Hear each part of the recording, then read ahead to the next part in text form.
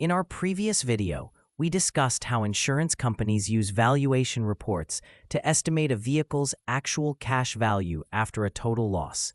In this video, we're going to discuss some of the most common issues that can affect those valuations.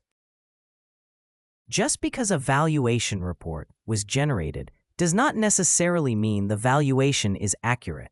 Like any report, the final result depends on the quality of the information used to create it. One common issue involves comparable vehicles that are not truly comparable.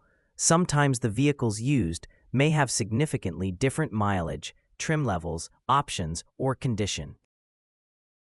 Another common issue involves condition ratings. If the report assumes your vehicle was in average or below average condition when it was actually well maintained, the final value may be lower than expected.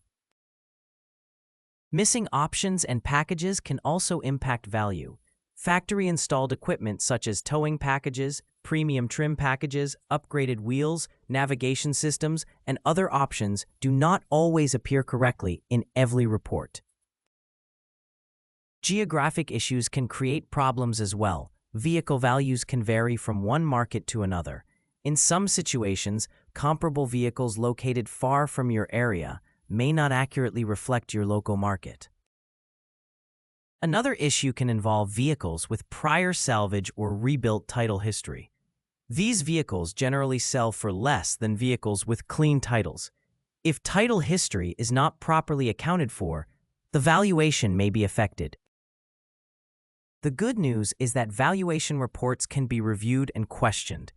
If something does not look right, ask questions, request clarification, and provide documentation that supports your position. Even small errors can sometimes impact a total loss settlement. If you have questions about a valuation report or total loss claim, feel free to contact us for a free 20-minute guidance call.